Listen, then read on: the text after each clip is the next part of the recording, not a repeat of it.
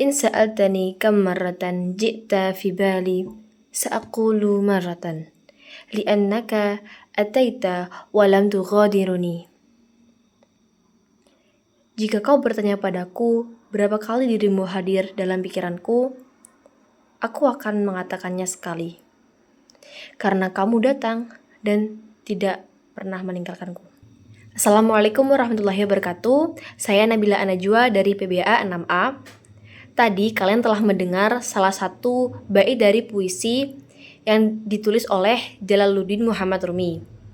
Nah, pada kali ini saya akan membahas lebih mendalam tentang beberapa syair-syair puisi yang telah dibuat oleh Jalaluddin Muhammad Rumi dan juga bagaimana latar belakang beliau ketika menulis syairnya. Jalaluddin Muhammad Balkhi atau dikenal juga sebagai Jalaluddin Muhammad Rumi yang lahir di kota Balkh pada tanggal 30 September 1207 Masehi. Rumi adalah seorang sufi dan juga sastrawan yang karyanya paling laris di daerah Amerika Serikat. Rumi lahir dari keluarga yang berpendidikan. Ayahnya seorang dai dan juga penyair terkenal di kotanya. Nama ayahnya adalah Baharuddin Walad. Jadi selama hidupnya Rumi menghabiskan masa kecilnya untuk menuntut ilmu dan juga belajar. Jalaluddin Rumi menguasai berbagai bidang pendidikan, misalnya seperti bahasa Arab, ilmu Al-Quran, teologi, matematika, hingga astronomi. Pada tahun 1228 Masehi, ayah Rumi mengajak seluruh keluarganya untuk pindah ke kota Konya, yang mana pada saat itu dipimpin oleh dinasti Rum Seljuk. Sayangnya ayah Rumi meninggal pada tahun 1231 Masehi, yang kemudian Rumi menggantikan posisi ayahnya sebagai pengajar dan juga penasehat di kota Konya. Sepeninggal ayahnya, Rumi berguru pada seorang murid dari ayahnya yang terdahulu di kota Balkh, yaitu bernama Burhanuddin At-Tirmizi, yang membawanya mempelajari spiritual dan rahasia dari kekuatan spiritual tersebut. Kemudian Rumi bertemu dengan seorang guru, yaitu Sayyid Burhanuddin Muhakkik dari Tirmes, yang membawanya untuk belajar mengenai mistisme Islam. Namun faktanya, Rumi tidak ada keinginan sedikit pun untuk menjadi seorang penyair. Ternyata dalam karya puisi-puisinya, Rumi dapat mencurahkan semua konflik batin yang ada dalam dirinya yang ia rasakan selama hidupnya. Jadi, apa yang sebenarnya terjadi dengan Rumi? Mari kita bahas.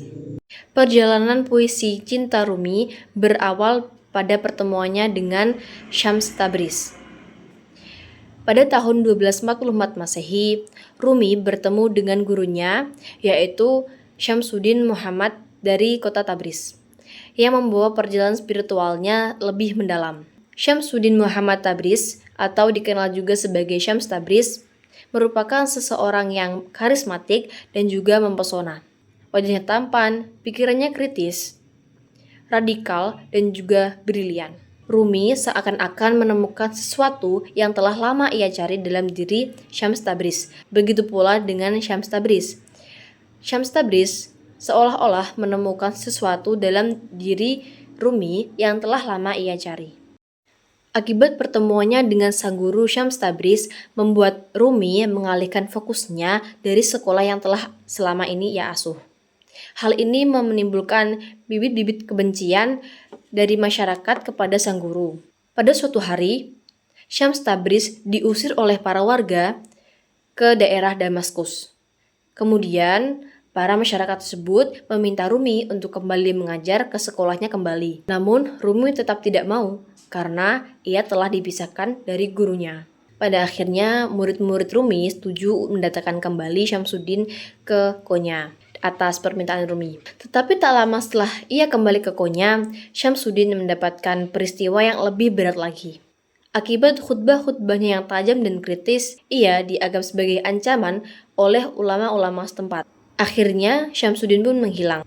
Menurut sebagian kabar, ia telah tewas dibunuh secara rahasia. Peristiwa ini tentunya sangat memilukan bagi Rumi. Kerinduannya kepada Syams Tabriz semakin mendalam. Hal ini membawanya bertekad untuk pergi ke daerah Damaskus. Ia pun beberapa lama hidup dalam pengasingan dan juga pengembaraan. Kerinduannya kepada Syams Tabriz dan juga Tuhan ia curahkan ke dalam bait-bait syairnya.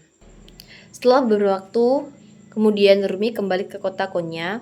Kemudian ia mendirikan tarekat Maulawiyah yang terkenal dengan tarian berputar-putar seperti gasing. Dalam keadaan yang seperti itu, Rumi membacakan puisi-puisi yang telah ia tulis. Kemudian puisi tersebut ditulis ulang oleh muridnya. Berikut ini adalah beberapa karya puisi Rumi yang telah kami kutip. Muhimmatuka hiya adamus sa'i wara'al hub. Bal antas'ah kullal hawajizi allati qad banaita bainaka wa bainahu. Tugasmu bukanlah mencari cinta, tapi mencari dan menemukan semua penghalang yang telah engkau bangun antara kau dan juga dia. Pada dasarnya, Tuhan menciptakan alam semesta ini berdasarkan cinta. Jadi, sebenarnya dalam diri kita itu terdapat cinta. Nah, tinggal kita yang dapat menemukan cinta itu atau tidak. Karena antara kita dan juga cinta kita itu terdapat penghalang yang seringkali kita buat sendiri. Tugas kita adalah mencari penghalang dan juga menghancurkannya, sehingga kita dapat menemukan cinta sejati kita. Syair yang kedua adalah La tajza' min jarhika wa illa fa kaifa lin-nuri ayatasallala ila batinik. Artinya, jangan takut dengan lukamu. Kalau tidak, bagaimana cahaya dapat menembus dalam jiwamu? Dalam versi lain dikatakan artinya adalah retak-retak yang ada di dalam hatimu adalah jalan dari cahaya Tuhan untuk memasuki hatimu. Nah, dapat diartikan sebagai sebenarnya luka atau retak-retak atau masalah-masalah yang ada dalam hati kita itu dapat menjadi jalan dari cahaya Tuhan seperti rahmat sehingga bisa masuk ke dalam jiwa kita. Syair yang ketiga adalah Kullu ma ahtajuhu huwa qalilun minas sumti fi hadhil marhalati min hayati wa sa'akunu mumtinan ilal abad. Ruhi tahtaju ila sumti litukhbirani aina ana min kulli hadha. As-sumtu faqad sayakhuduni ila samimil hayah. Yajibu an aj'ala min as-sumti fannan liukhrija nafsi min hadzal ma'zaqir rahib. Yang kubutuhkan hanyalah sedikit keheningan pada titik ini dalam hidupku, dan aku akan selamanya bersyukur. Jiwaku butuh keheningan untuk memberitahuku di mana posisiku dalam semua ini. Hanya keheningan yang dapat membawaku ke inti kehidupan. Aku harus menjadikan keheningan sebagai seni untuk mengeluarkan diriku dari kesulitan yang mengerikan ini.